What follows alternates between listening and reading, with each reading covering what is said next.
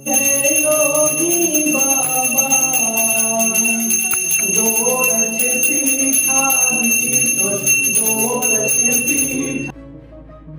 दिन पहले ही सीएम योगी का एक मंदिर बना था जिसकी खूब चर्चा हुई थी। इतनी चर्चा के विपक्ष से लेकर पक्ष तक सभी इसी मंदिर पर बात कर रहे थे। लेकिन अब हम योगी जी के मंदिर को लेकर एक नया अपडेट लेकर आए हैं। अपडेट ये है कि योगी जी के मंदिर में अब छत्र भी लग गया है, वो भी चांदी का। जी हाँ, आप देख सकते हैं कि कैसे सीएम योगी के मंदिर में पूजा अर्चना के साथ उनकी आरती भी उतारी जा रही है।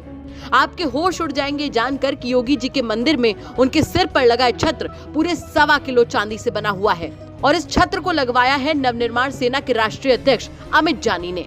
आपको बता दें कि इस मंदिर के निर्माण के बाद एक और घोषणा हुई है, वो ये है कि इस मंदिर के बाद अब अगला योगी जी का मंदिर भी बनने वाला है। आपको बता दें कि सीएम योगी का अगला मंदिर अब उत्तर प्रदेश नहीं बल्कि उत्तराखंड के पौड़ी गढ़वाल में बनने की बात हो रही है, जिसके बाद ये देश के अलग अलग हिस्सों में बनाया जाएगा। गौरतलब है कि अयोध्या में श्री योगी मंदिर में अब दूर दूर से लोग पहुंचने लगे हैं।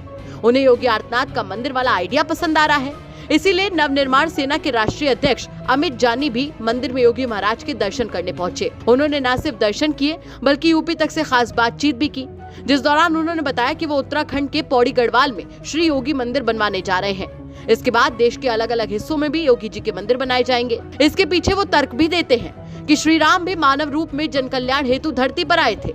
योगी आदित्यनाथ जी नेताओं और राज्य पुरुषों में उत्तम हैं। रही बात उनका मंदिर बनाने की, तो गुरु गोरखनाथ, बालकनाथ, संत कबीर की भी पूजा होती है। बुद्ध भी क्षत्रिय राजकुमार थे, लेकिन जब जन कल्याण में अपना पूरा जीवन लगा दिया तो भगवान बुद्ध कहलाए।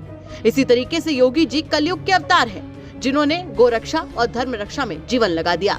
चूंकि ये देश साधु संतों का देश है, ऋषि मुनियों का देश है। जिन्होंने वेदों की ऋचाएं लिखी वो साधु संत थे, ऋषि मुनि थे, आचार्य थे।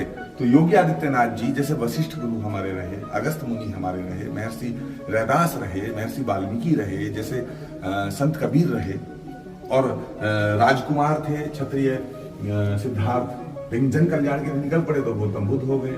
ऐसे ही जब परिवार छोड़ दिया आपने संसार के लिए, जन कल्याण के लिए, तो आप भी तो राज ऋषि हैं, राजपुरुष थोड़ी हैं, राजनेता थोड़ी हैं। वहीं योगी जी के मंदिर की लोकप्रियता ऐसी फैली कि सिर्फ योगी जी के प्रशंसक ही नहीं बल्कि दूसरी पार्टी के लोग भी मंदिर देखने पहुंच रहे हैं। अमित जानी के साथ उत्तराखंड की काशीपुर विधानसभा सीट से इस बार बसपा के टिकट पर चुनाव लड़े गगन कंबोज भी पहुंचे। उनका कहना था कि बाबा किसी भी दल से हो, सबसे पहले संत हैं, बाद में नेता।